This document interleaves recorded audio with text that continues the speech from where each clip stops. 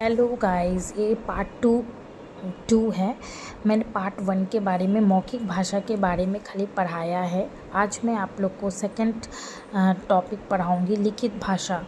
ठीक है, मेरे वीडियो लंबा हो जाता तो इस वजह से मैं हाफ पढ़ाई, अब मैं लिखित भाषा के बारे में पढ़ाऊंगी।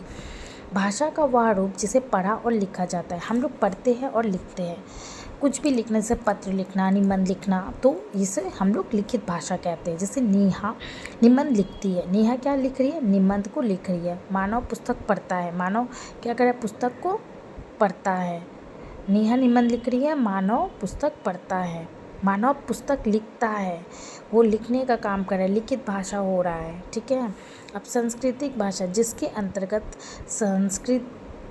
संकेतों के माध्यम से विचारों का व्यक्त करते हैं। मतलब हम लोग इशारों से व्यक्त करते हैं कोई भी संकेत। जैसे कुत्ते को डंडा लेकर भागता बालक, कुत्ता लेके भाग गया डंडा। नेहा को बुलाती उसकी माँ, नेहा को उसकी माँ क्या करी? बुला रही। तो ये सांकेतिक भाषा हो गया, संकेत करना। हम लोग राष्ट्रभाषा के बारे में जानते होंगे। हमारी राष्ट्रभाषा क्या है बच्चों? हिंदी है। हिंदी हमारी क्या है? राष्ट्रीय भाषा है।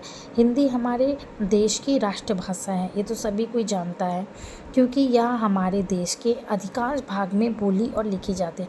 अभी हम लोग बिहार साइड जाए, चाहे उत्तर प्रदेश साइड जाए, वहाँ पे ज़्यादातर हिंदी बोला जाता है और हिंदी का पढ़ाई ज़्यादा होता है उधर। हिंदी हमारी राष्ट्रभाषा, इसीलिए हिंदी ज़्यादा है, चलता है। अब राजभाषा, अब राजभाषा क्या हो जाता है? वह भाषा जो देश के कार्यों के में कामकाज के लिए प्रयोग होता है, मतलब कार्यालयों में या कामकाज के लिए प्रयोग होता है, उसे हम लोग राजभाषा कहलाती है। और मातृभाषा क्या हो जाता है?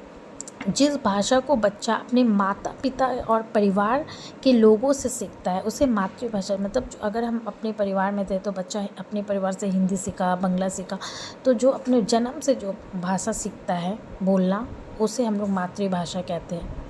एंड सांस्कृतिक भाषा, संसार में अनेक भाषाएं बोली जाती है, जैसे उर्दू, अंग्रेजी, संस्कृत, जर्मनी, चीनी, रूस, जापानी, ये सारा क्या है? संसारिक भाषा। संसार में मतलब पूरा ऑल ओवर इंडिया में ये भाषा बोला जाता है। ठीक है, आज के लिए इतना ही।